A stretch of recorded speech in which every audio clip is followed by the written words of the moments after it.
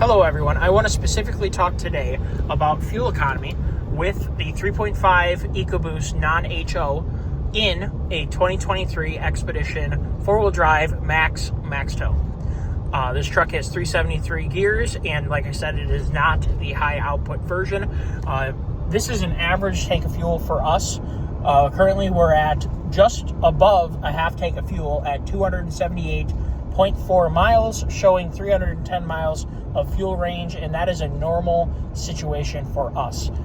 When the vehicle is empty, this tank has a mixture of stop and go city traffic, higher speed highway, as well as some 55 mile an hour country roads, paved roads.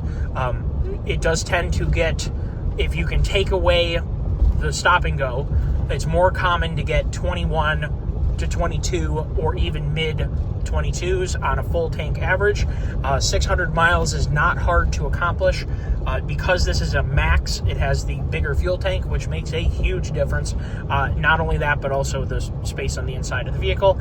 Being able to have the max is super nice, and it goes along with towing stability too. The slightly longer wheelbase can't hurt, right?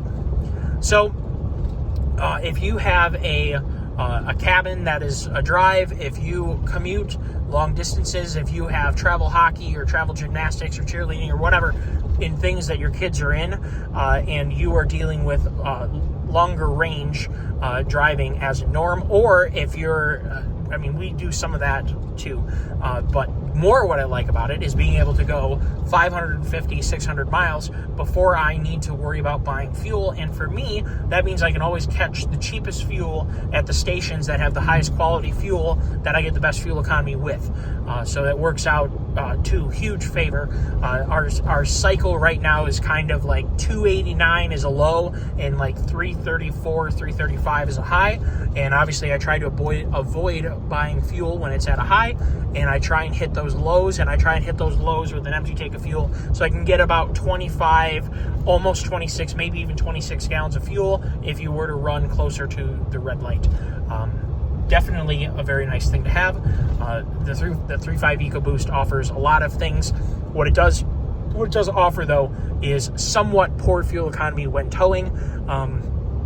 It's kind of equivalent to like a Ford V10 in terms of towing fuel economy with the same amount of weight. It's just the reality of when you add boost to the system, you have to put more fuel in to compensate for the boost. That's just normal with making horsepower with boost as opposed to naturally aspirated. More fuel for the same amount of power, and therefore you get worse fuel economy. My 7.3 gas gets the same or better fuel economy with any trailer, and it's really all just better fuel economy with any trailer that you hook to this within this truck's weight rating. My 7.3 gets better fuel economy. This gets better fuel economy empty by far. Obviously, I'm not going to get a 7.3 to 21. It just ticked to 21. I've been doing 55 for this stint of our drive here. So for a good ways, at least 40, 50 miles now, I've just been 55. So excellent fuel economy for this type of vehicle. 9,000 pounds of towing capacity, about 2,000 pounds of payload. Definitely a very excellent vehicle for that. And just for clarity, this is on 275/55 R20s factory tire size, but these are Falcon AT4Ws, so they are slightly louder, and because they're load range Ds, they do ride a little bit harsher.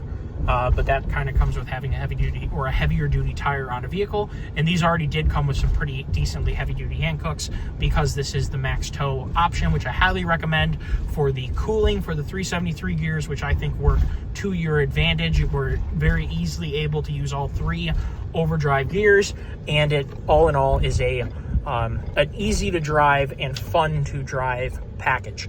If you would like to see any more on the 3.5 EcoBoost, which I know gets a lot of hate, but I really think that it's misplaced.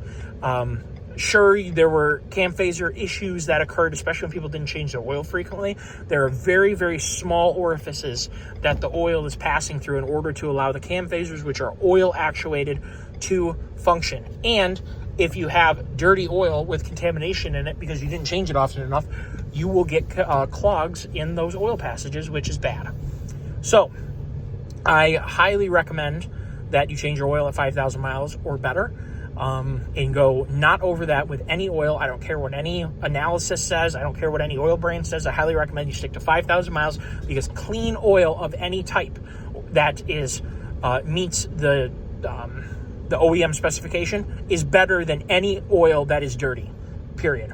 So just so everybody knows, in 43,000 miles, I've only run 530 Motorcraft, because that's the spec that it uses. I use a Motorcraft filter, and that's what I like, and that's what I trust. And if it were to fail, we'll know, because I'm using exactly the oil that they specify at exactly the oil change interval that they recommend. So we will see, because it's there's no way we're getting rid of this thing. We've kind of fallen in love with it. You can't really replace it right now, because they went to this goofy interior and steering wheel design and spaceshipy stuff going on. So